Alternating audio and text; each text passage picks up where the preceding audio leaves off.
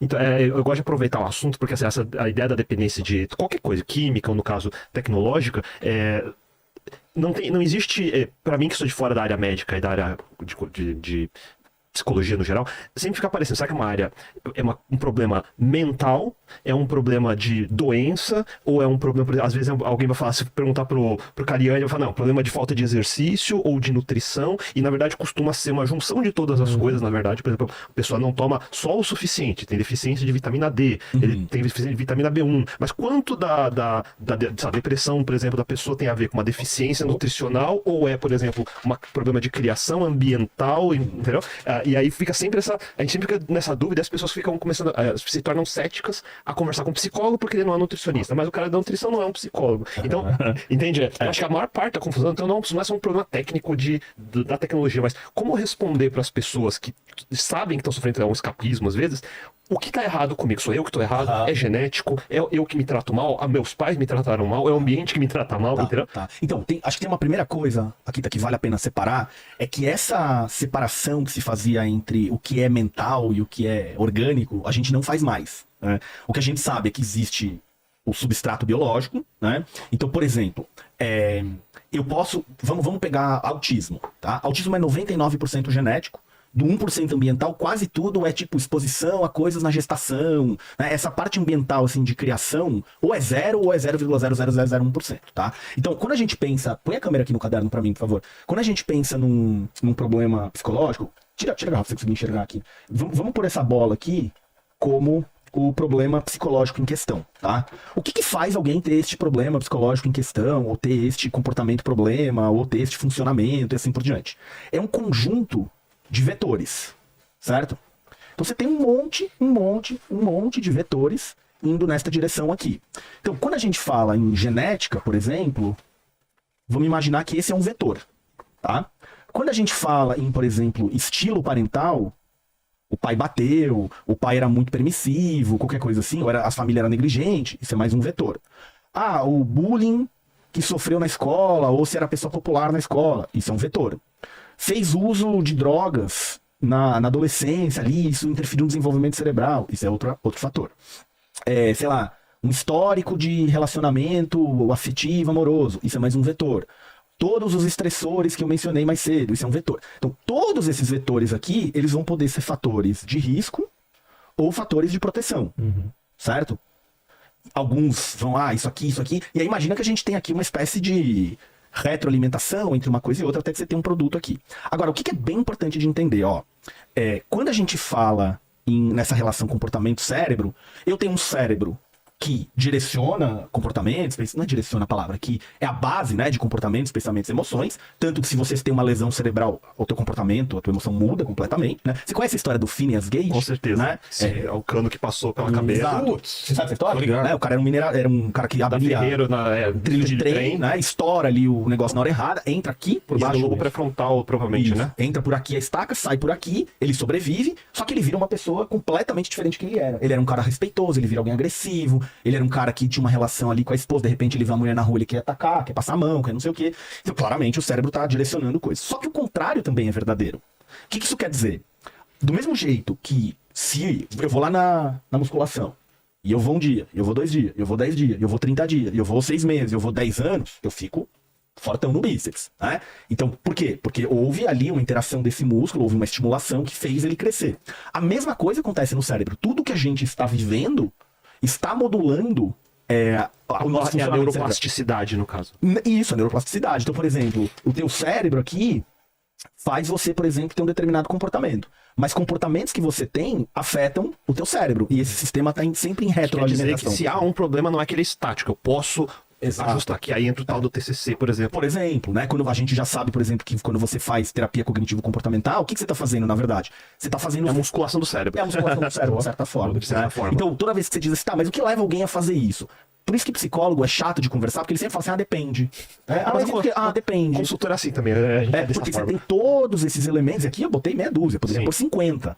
Né? Se você pegar um geneticista, só o geneticista vai ter 50 mil variações possíveis que contribuem, entendeu? Entendi.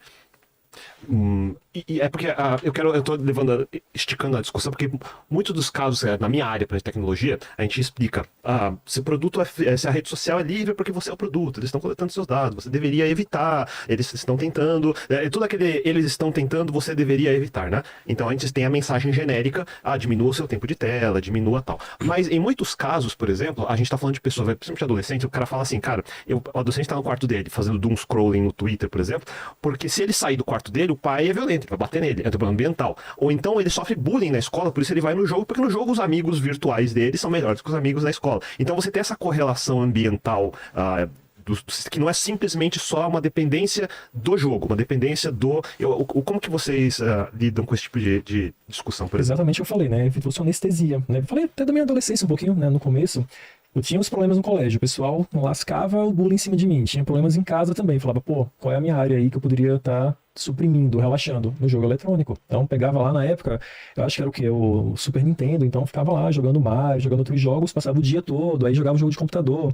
Aí tinha lá o The Curse of Monkey Island, do Guybrush Threepwood, então um joguinho de point and click, ficava lá o dia inteiro e aquilo ali me aliviava. Só que hoje, pô, é muito mais moderno, né? Então a gente tem comunidades, a gente tem o Discord para fazer grupos ali, então o pessoal tem naquilo uma forma de reforçamento contínuo. E há frases em consultório que o pessoal fala assim, pô, no jogo eu sou alguém. Aqui no colégio, velho, não sou alguém. Tipo, olha minhas notas como são baixas. Aqui eu tô como líder de um clã. Aqui eu tô num ranking altíssimo. Aí como é que você fala para um paciente, cara, entendi, ó, aqui você é punk, velho, aqui você é muito bom. Mas bora diminuir isso para aumentar tuas notas aqui no mundo real? Aí o cara vai dizer, pô, pra quê? Entende? Para que eu vou melhorar isso aqui? E há casos também, que interessante, né? Não posso citar nomes, obviamente, mas de famílias que falaram, pô, eu acho que isso aqui não é pro meu filho, não é uma coisa legal, não acho interessante, e hoje o cara virou jogador profissional jogando Mundial de LoL. Então, assim, onde está o ponto entre uma coisa e outra, né? E só para fechar esse ponto, fizeram estudos de imagem, então tem vários tipos, né? Eletroencefalograma, ressonância magnética funcional, estrutural, etc. E colocaram 3 grupos em comparação. O grupo que faz uso saudável, o grupo de dependentes, que usa pra caramba, né, jogos eletrônicos, e o grupo de jogadores profissionais, que também joga pra caramba. E notaram que no exame de imagem, o comparativo do cérebro dos profissionais e com aqueles que são dependentes é diferente, colocando em xeque um ponto. Não é o tempo que é problemático, mas qual é a função do uso de telas. Daí você falou, né, durante a tua fala, um ponto bem legal, que é um dos principais motivos é escapismo. Então, quem está escutando a gente agora pensa, pô, vou deixar 2 frases, né? O que eu faço em relação ao uso de telas? Eu faço por escapismo? E outra, uma reflexão. Quais são, isso é para todo mundo aqui, cara, bem legal essa frase. Quais são as minhas necessidades não atendidas hoje em minha vida que eu encontro nas redes sociais e lá está esse preenchimento como anestesia? Isso aí gera uma reflexão. E eu acho que é uma boa pergunta, porque até pra gente não cair, né, numa coisa binária aqui, né, uso de telas é maravilhoso, uso de telas vamos demonizar, isso, pelo menos do meu ponto de vista, seria ridículo, assim, né, então, por exemplo, quem tá assistindo a gente agora tá fazendo uso de telas, né, quanto que eu já aprendi Se assistiu Pirula, então fudeu. né, essa hora, quanto que eu já aprendi assistindo este podcast, Inteligência Limitada, e aí acho que tem essa pergunta, que tem a ver ali com um pouco do escapismo que o Igor trouxe, que assim, tá, imagina que do mesmo jeito que, putz, tem um cara ali que joga futebol uma vez por semana, tem um cara que, sei lá, vai no cinema uma vez por semana. Tem o cara que, sei lá, eu, por exemplo, o meu maior escapismo é tocar guitarra, uma coisa que me tira do mundo, assim. Pra gente não demonizar a tela, acho que a gente tem que olhar assim, quanto que você tá usando, né? Então, pô, primeiro, tá? Nós temos evidências claras hoje, pegando o jogo, que jogo não incita violência. Beleza? Obrigado. Tipo, não tem Uma relação. Não tem uma relação. Os estudos que comprovaram que jogar jogos violentos aumentam violência são estudos do ponto de vista metodológico ridículos, assim, né? Os caras medem assim, se o cara Ele vai na prisão e pergunta, você jogava videogame? Ele fala, jogava. Não, Então. tipo assim, você bota o cara pra jogar Bebe água. Não, assim, você bota o cara pra jogar um jogo violento, quando termina, o cara preenche uma escala ali e parece uma tendência violenta, mas não tem nenhuma garantia de que isso vai acontecer da porta pra fora, né? Inclusive, digo eu, Que é o contrário. que é o contrário. Às Claro. vezes, quando eu jogava jogo de metralhadora, Você colocava aquilo pra fora. dava uma aliviada, né? Então, primeiro vamos deixar isso claro. Então, por exemplo, se eu sou um cara que eu trabalho, eu passo tempo com meus filhos, eu passo tempo com a minha esposa, eu faço minha atividade física, etc. E eu jogo, não tem problema. É só mais uma atividade. Do mesmo jeito que podia ser jogar futebol, do mesmo jeito que o Vilela desenha, né? Do mesmo jeito que, né? Sei lá o que cada um faz pra se Jogar divertir. futebol no final de semana. Cozinhar, fazer um churrasco. O que você gosta de fazer, Kratos?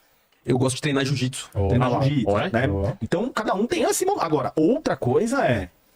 Putz, eu começo a perder prazo em coisas do meu trabalho, eu começo a não ter tempo pra ficar com a minha família, eu começo a Que é um dos ficar sintomas. Você tá sedentário. deixando também. de fazer alguma coisa que é importante pra só fazer isso. Exatamente. Então, toda vez que a gente fala em saúde mental, a gente precisa falar dessa coisa de dose. A gente precisa beber água pra sobreviver. Eu acho que Toma 20 litros de água. A maior o que desculpa acontece? normalmente é por que você não vai, sei lá, na festa da família ou faz a consulta no médico? Ah, porque eu não tenho tempo. Ah, mas você tem tempo pra ficar no TikTok e não ficar no Instagram, mas não tem tempo pra a dificuldade de priorizar as coisas importantes. Não é que não tem tempo, porque todo mundo tem tempo. Todo mundo tem tempo igual, na verdade.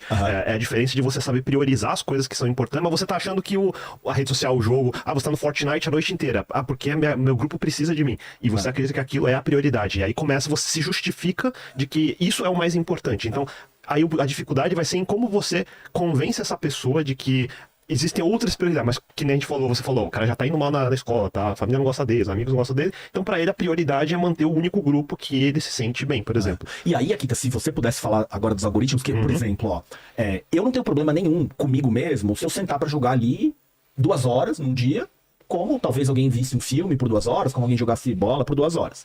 Então eu entendo que é mais uma atividade que eu faço. Mas, por exemplo, eu me acho meio estúpido quando eu vi que eu fiquei meia hora descendo Reels, que aquilo me acrescentou 0, que eu podia ter assistido meia hora de um episódio do Vilela que tá ali na minha playlist como próximos a ver. Eu passei meia hora vendo vídeos de 1 minuto completamente inúteis e, putz, eu podia ter visto meia hora desse negócio. Né? Eu, na verdade, não vejo podcast, né? Eu escuto, né? Então Muita gente faz isso. eu ponho lá e escuto, né? A não ser que eu quero... Como é que é a cara daquele cara? Ele... Ah, puta, podia... A não ser quando é do Vilela, porque eu não aguento também.